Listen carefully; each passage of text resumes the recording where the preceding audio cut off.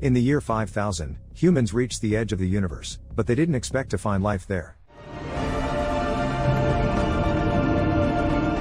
In the distant future, humanity not only mastered space travel but also built a galactic empire spanning the entire Milky Way. Planetary travel became the norm, and the empire is ruled by 3 clones of the late Emperor Cleon, who maintain the regime established by their original. Terminus is a planet that became the starting point for a shift in the galactic order. Once a distant outpost on the edge of the galaxy, surrounded by underdeveloped and warring planets, it is now a unique place. Not only does it harbor life, but it is also home to a mysterious vault. The vault is surrounded by an invisible magnetic field that affects humans negatively. Children are fascinated by it and often challenge each other to see who can get the closest. As they approach, they begin to experience headaches and dizziness, and if they get too close, they may pass out. One daring child, having snuck away from home, ventures too close and collapses, terrifying the other children. Luckily, Salvor Hardin is nearby. She not only carries the boy to safety but also warns the others not to attempt such stunts again. Salvor is a remarkable figure, with legends claiming that she is the only person capable of approaching the vault. She dismisses these rumors, but she has yet to realize the crucial role she is destined to play in the near future. Gal Dornick is a math prodigy forced to flee her home planet of Synax. There, the ruling church represses science, considering it the work of the devil.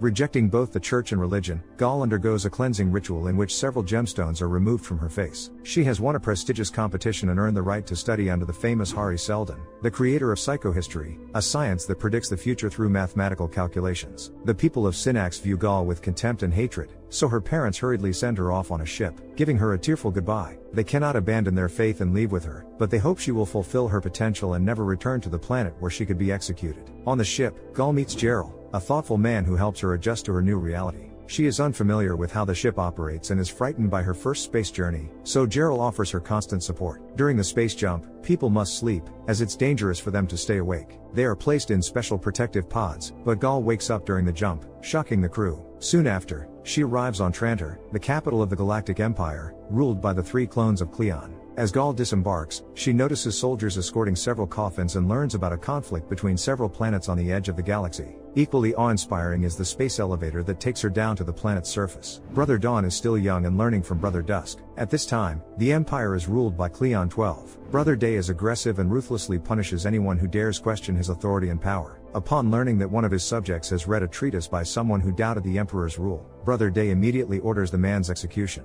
At a formal dinner, the clones, considered brothers, discuss both foreign and domestic policies, as well as the Empire's problems. Brother Dusk frequently teaches his younger sibling and allows him to take part in decision-making. Soon, delegations from 2 warring planets arrive on Trantor, and it is Brother Dawn who has the opportunity to settle the conflict, making his first wise and decisive choice. Meanwhile, Gal meets Raich, Hari Seldon's adopted son. He proves to be a pleasant conversationalist and sparks her interest, but Gal is focused on her studies. When she sees the magnificent library, she is stunned to hear that the building is soon to be destroyed. Hari gives her a rare treatise by her favorite author, written in the original language, and shares some bad news. Hari has the ability to predict the future and knows that the Empire is doomed to collapse. The government not only fears his words but also the possibility that people will believe him, so he is due to be arrested soon. Since Gal has now arrived on Trantor, she too will be arrested alongside him, but she may be the one who can help them escape. The Emperor and his brothers receive gifts from the warring planets. They recognize that these are not mere souvenirs, but objects with hidden messages. One army presents a bow made without metal, indicating their limited resources, while the other gifts reflect their power and readiness for war. Brother Dawn struggles to understand the situation, so Brothers Day and Dusk advise him on how to act wisely to end the war and bring order to this corner of their empire. Hoping for a less grim prediction, Gal seeks out a seer and asks him to reveal her future. However, his prophecy is no less terrifying, which forces her to reconsider her decisions. She begins to regret coming to Trantor in pursuit of knowledge, but it's already too late. At dawn, both Hari and Gal are arrested on charges of treason. During the court session, Hari faces the prosecutor and presents his predictions. He is convinced that the Empire's collapse is inevitable, and after its fall, a dark age will ensue, lasting no less than 30,000 years. Hari proposes the creation of a foundation, a repository of human knowledge that would help future generations rebuild civilization rather than start from scratch, learning how to make fire and reinvent the wheel. While Hari's words are met with skepticism and criticism, Gal has a private encounter with Gerald. It turns out that Gerald is not just a random fellow traveler but an Imperial agent who has been monitoring her since her first scientific discovery, which astonished her planet's people.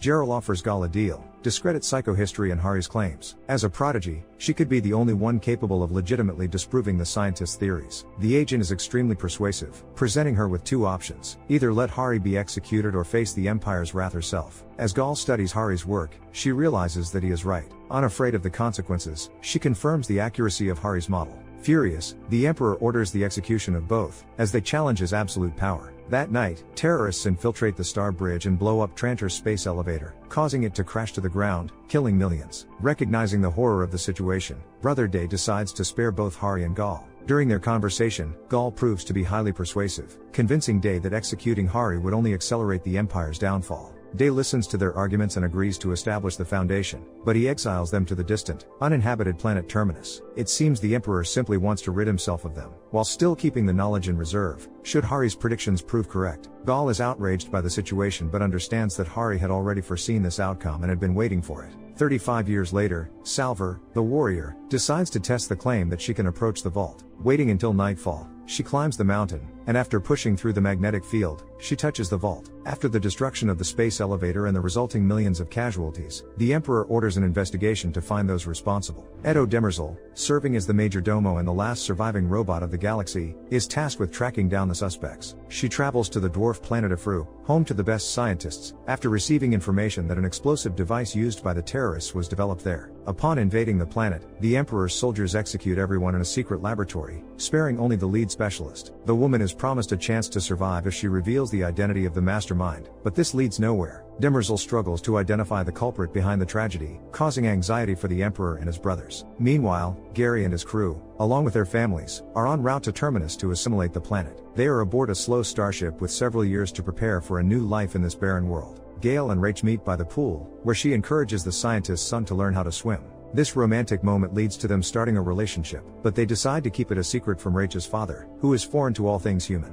Gale dedicates all her free time to learning and becomes obsessive about mastering every profession. Each day, she changes her outfit color and heads to the appropriate department to tackle tasks as well as the specialists. In one of the simulations, she encounters a terrifying monster and panics. The assistants open fire, but this results in an explosion. Thankfully, no one is harmed, as it is merely a simulation, but they need to learn how to handle such issues in real life to minimize potential casualties. Later, Gale meets with Gary and learns he is prepared for the loss of human resources. Mathematical models suggest that 1/3 of the people won't survive landing, and many more will become victims of the hazardous work ahead. This statistic frightens Gale, and she hopes the calculations are not entirely accurate, but Gary remains indifferent. He is irritated that some crew members have begun calling him by name, as their mission allows no room for humanity, friendship, or love. The Emperor interrogates the ambassadors from the peripheral states of Anacreon and Thespis. They deny any involvement with the terrorists, despite having communicated in their language. The ambassadors are convinced that they could not have harmed the space elevator, knowing the potential consequences of such a disaster. The Emperor does not believe their words. Someone must be held accountable for the act. Unable to find the real culprits behind the terrorist attack, he decides that those who theoretically could have known the bombers must suffer. Meanwhile, Dusk tries to paint frescoes but feels a tremor in his hands, realizing that his days are numbered. In the evening, he heads to the ruined part of the city and meets a seer to find out if Gary's words about the Empire's downfall are true. The seer tells him that Gale is not a prophet, but both she and the scientist are correct. The Empire is doomed, and its end is near. During an appointment with the doctor, Gale requests to have her embryo removed, leaving it so she can have a child in the future. The doctor admits that not everyone opts out of pregnancy due to the mission and the challenges that await them on the distant planet. This worries Gale, prompting her to speak with a girl who has decided to carry her pregnancy to term. Despite all the persuasion and advice, the girl wants to give birth to feel like a happy mother and is unafraid of the possible consequences of her decision. Later,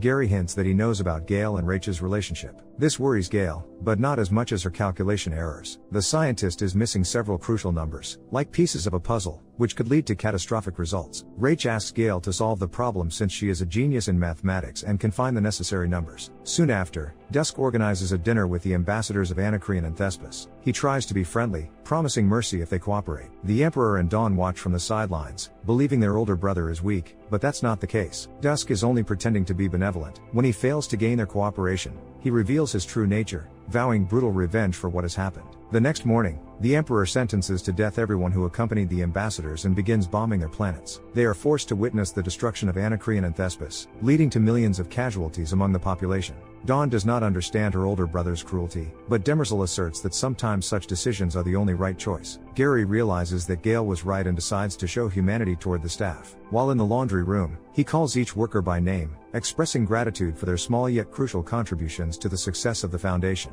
During dinner, Gary tries to connect with his son, but it proves unsuccessful, as Rach is his adopted child. He remembers his biological father and still loves him, which prevents him from feeling affection for Gary, who raised him. Gale supports Rach during this difficult time, promising to have children with him in the future. Later that evening, she senses something is wrong and rushes to the professor. She witnesses Rach injuring his own father and then urges her to escape the scene. Gary loses his life, and Rach locks Gale in a capsule, tossing her a bloodstained knife before sending her out into open space. 400 years before these events, Cleon, the emperor of all the planets in the Milky Way, dreamed of completing the construction of a space elevator. He was a wise ruler but saw that many things were in decline. He wanted to create a powerful legacy, but age was catching up with him. The emperor was ill and close to leaving this world for good. Not wanting to pass power to his heir, he resorted to cloning and devised a system of 3 successors, Dawn, Day, and Dusk, who would take turns ruling at appropriate intervals to ensure his reign continued indefinitely. Demerzel was in love with the emperor and promised to do everything she could to support the power of his clones. 19 years after the terrorist attack, Dusk has grown too old and has become more sentimental than ever. Demerzel sees in him the image of the first Cleon and feels sympathy for the man, knowing that his days are numbered. At the same time, someone's disappearance marks the beginning of something new, and she has grown accustomed to it.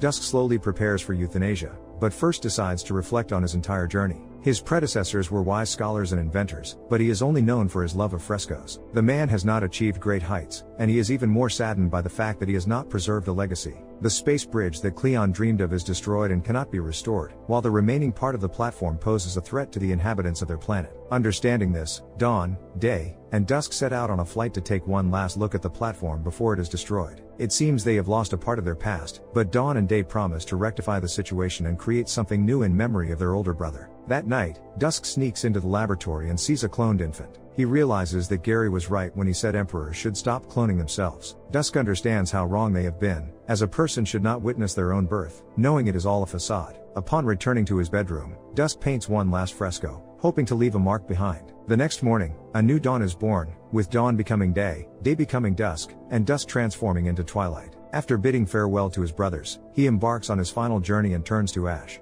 14 years later, the new dawn requests that the fresco be erased, refusing to acknowledge Twilight's legacy. Meanwhile, the group led by Gary has reached the edge of the universe. After losing Gary and Gale, they decide not to cancel the landing on Terminus and instead become followers of the late scientist and his assistant. Upon reaching the landing site, they are shocked to discover that another form of life already exists there, a repository with an invisible magnetic field. This entity, possessing an inexplicable power, repels people and instills fear. Consequently, they land the ship and establish a camp as far from the repository as possible, suspecting it may pose a potential threat. 35 years later, Salver, a second-generation colonist, has become the guardian of Terminus City. From childhood, she has been drawn to a mysterious artifact with a zero field, which does not repel her but instead lures her in, as if calling to her. In the present, Salver conducts an experiment and concludes that the magnetic field affects everyone except her. Furthermore, it is constantly expanding, which could pose a potential threat to their town. The followers continue to learn but realize that most knowledge will not survive the dark times. Because of this, Salver's mother and other scientists are forced to argue daily about which knowledge is of utmost importance and which can be erased from the history of humanity. Soon, Salver informs her mother about her discovery. Her mother doesn't understand why the magnetic field is expanding but suspects the consequences it might lead to in the near future. Hugo, a trader and Salver's lover, arrives at Terminus. After spending the night together, Salver heads out to patrol the area. She notices a small boy nearby the remnants of a ship and follows him to help. The child hides among the old, rusted metal structures, forcing Salver to search for him. At one point, she encounters a local monster but manages to scare it off with a shot. Looking up at the sky, Salver sees shining lights and realizes that it's a bad sign. Using a telescope, Salver and Hugo see that 3 warships from Anacreon are approaching them.